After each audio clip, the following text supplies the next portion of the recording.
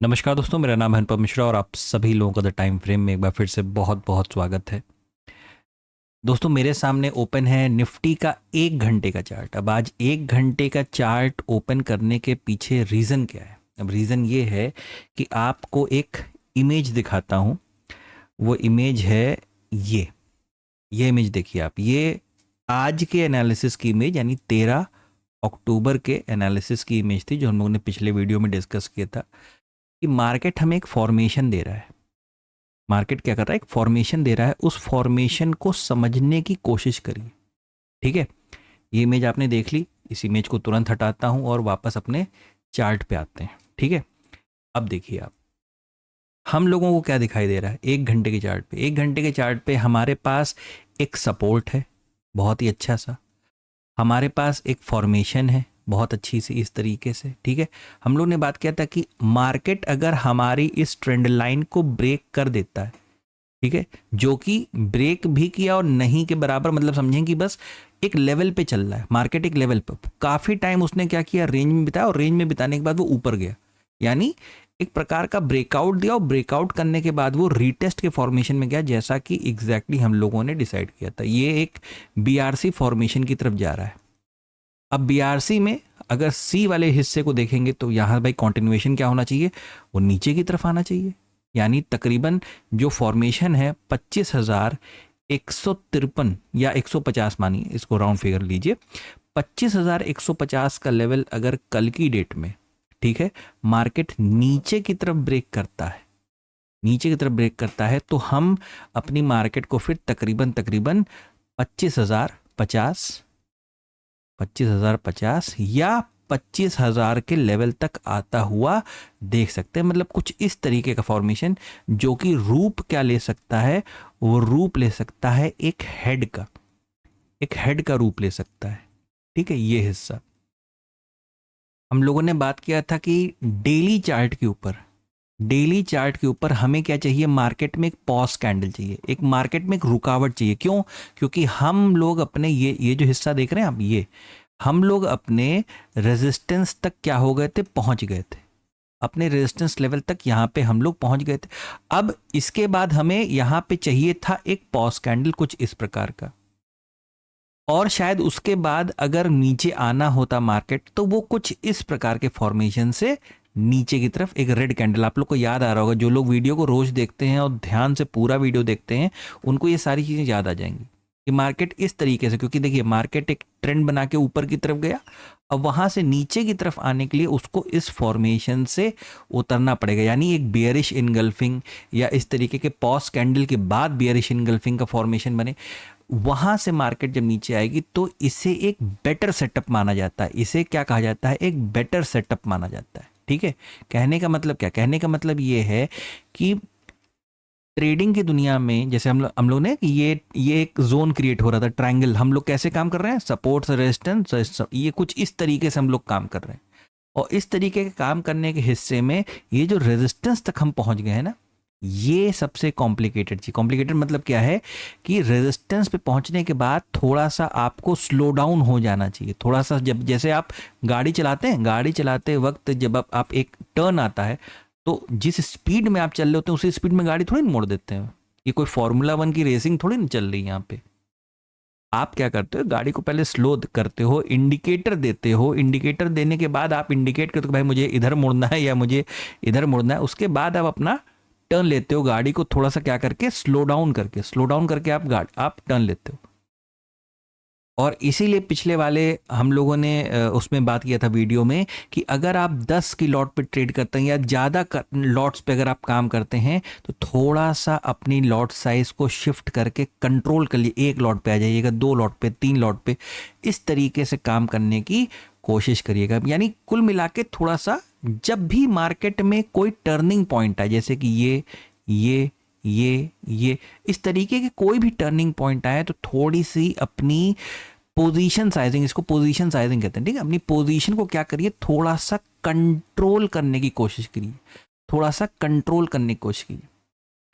इससे क्या होगा, ये जो आपका, जो आप पढ़ने की कोशिश करते हैं ना, रिस्क मैनेजमेंट, ये जो रिस्क मैनेजमेंट आप पढ़ने की इसी को कहते हैं रिस्क मैनेजमेंट।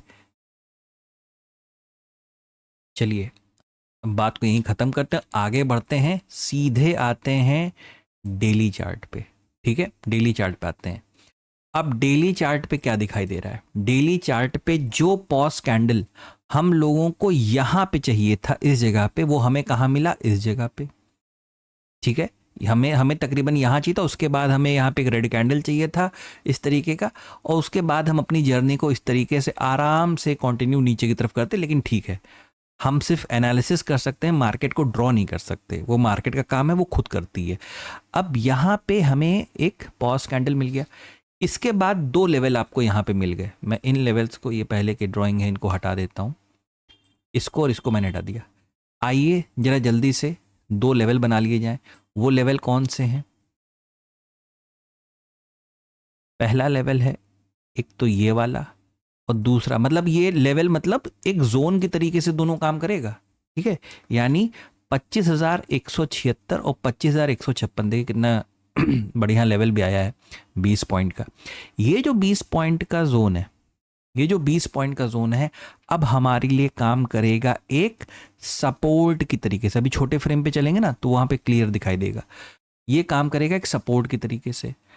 और अगर आप इस चीज को, मैं चार्ट को ऑटोमेटिक कर देता हूं ये, तो आपको महसूस होगा कि ये हिस्सा जो कि सपोर्ट का यहाँ पे है, ठीक है, और ऊपर से ये जो पूरा जोन उतर रहा है, ये काम करेगा एक रेजिस्टेंस की तरीके से, एक रेजिस्टेंस के तरीके से। ये पिक्चर डेली से ज़्यादा छोटे फ्रेम पे समझ में आएगी, वहीं पे चलते हैं हम लोग सीधे।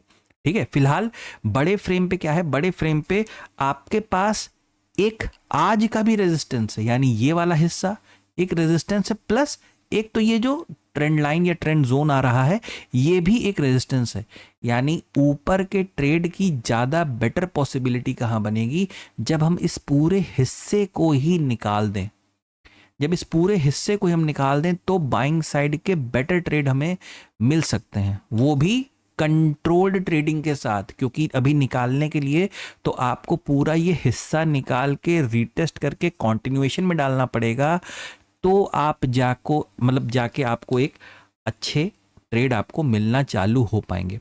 1 घंटे के चार्ट पे तुरंत चलते हैं। ये देखिए, अब इस 1 घंटे के चार्ट को देखेंगे, ठीक है, तो आपको दिखाई देगा कि आप ऑप्शन चेन में जब जाके देखोगे तो 25,200 का लेवल और 25,000 का लेवल। ठीक है, इन दोनों लेवल्स पे क्या है? कौन से साइड पे? पुट साइड पे। पुट साइड पे एक अच्छा ओआई डेवलप होके रखा है। कॉल साइड पे भी तकरीबन वैसा ही ओआई डेवलप होके रखा है।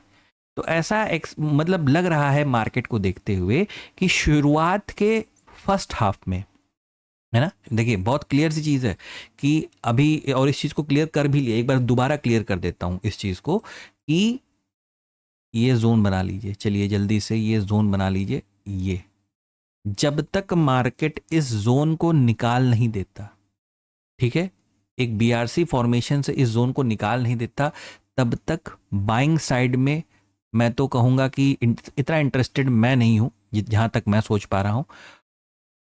उल्टा मैं ये कहूँगा कि अगर मार्केट फर्स्ट हाफ में आपको इस तरफ रखता है, इस तरफ रखता है, तो आप अपने आप को प्रिपेयर करिए, अपने आप को आप प्रिपेयर करिए इस तरफ के लिए। ठीक है, इस तरफ आप कभी जब अकेले बैठिएगा ना, जब अकेले मतलब जब चार्ट के साथ कभी अकेले बैठिएगा खाली टाइम पे सुकून से, तो कभी ये सोचने की कोशिश करिएगा कि भाई ऐसा क्या होता है कि मार्केट यहां पे एक पॉइंट बना रहा है, फिर यहां पे एक पॉइंट बना रहा है, फिर यहां पे।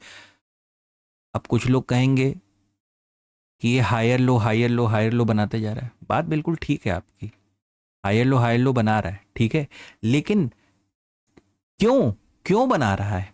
ठीक है, तो आप भी इस चीज को थोड़ा सा कोशिश करिए समझने की, कि यहां से भी मार्केट एक आपको एक माइनर ट्रेंड लाइन, जिसको कहते हैं डबल ट्रेंड लाइन का कॉन्सेप्ट, यानी कि ये देखिए, अगर आप इस ट्रेंड लाइन को देखोगे, इस ट्रेंड, और ये चीज पता है, अगर आपको वाकई में बीआरसी और डबल ट्रेंड लाइन के सेटअप की प्रैक्टिस करनी है तो एक स्क्रिप्ट है बिटकॉइन।